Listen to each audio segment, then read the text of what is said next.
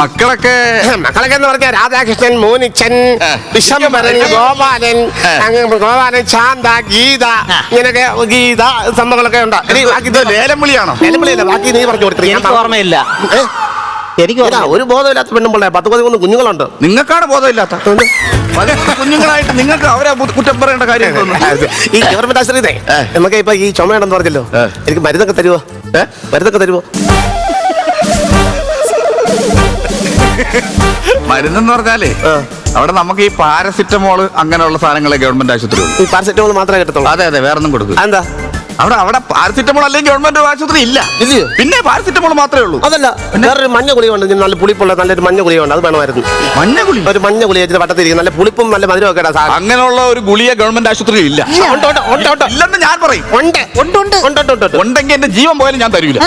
അത് എനിക്ക് ഇഷ്ടമാണ്. എനിക്ക് ഇടയ്ക്കിടയ്ക്ക്